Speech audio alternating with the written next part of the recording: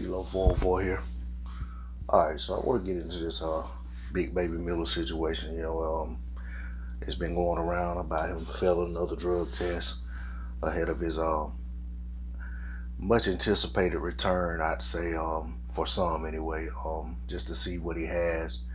A lot of people wanted to see what Big Baby Miller looked like when the spotlight's on him, and that we know for sure that he's gone through all the drug protocols and that he's not on the benefit of any type of PED. Well, that wasn't to be the case because he popped once again for a PED, and just like before his showdown with Anthony Joshua, which would have been the biggest fight of his life, career-defining fight. If should he have won the fight, it would have been a career-changing, life-changing victory, just like what we saw for Andy Ruiz Jr.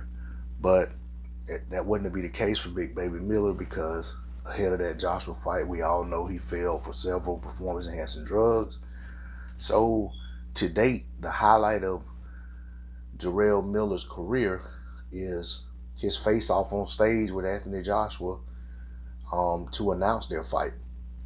That was like his biggest, that was his biggest moment in the sport of boxing thus far.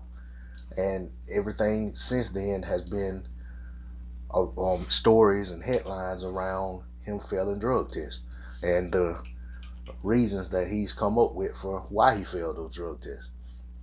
And I will say that last night, I was watching Blue Blood Sports TV channel. Shout out to Blue Blood. And he actually was reading a statement from Jarrell Miller. I don't know where he got it from, but that Jarrell Miller made, basically saying that he ate tainted meat or something was in his drink or something like that, and basically said that he's gonna look at everything he eats differently now, and it's that and the other. It may be too little, too late. Jarrell Miller very well may be very much at the back of the line, and there's no telling what's going to happen in terms of suspension. Now, this is sport of boxing, so nothing would surprise me.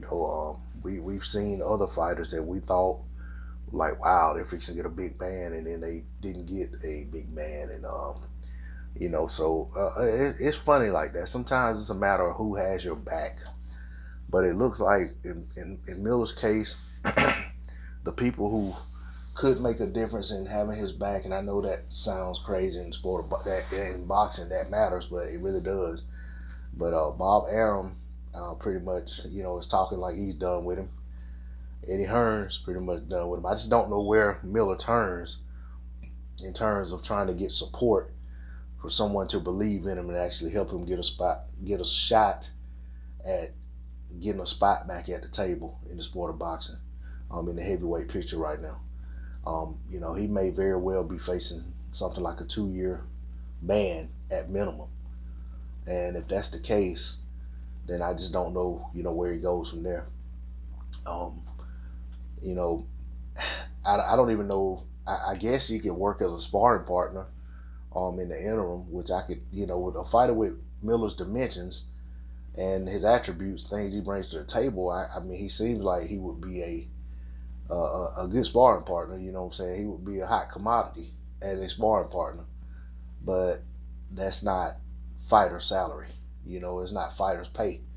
So he was on one end of the spectrum at getting a life-changing purse, life-changing opportunity, and now he's had life-changing events that have adversely affected his career, and it remains to be seen where things go from there. But that's all I want to say on the subject. I don't want to beat the dude up too bad, because reality is, no matter what I say, good or bad about him, his situation is what his situation is, and a lot of it's self-inflicted, and he's gonna have to pick up the piece from there. I'm not gonna kick the guy while he's down, but shame on him. That's all I gotta say on it. D-Lo 404 Boxing. Like, share, comment, and subscribe. I'm out. Peace.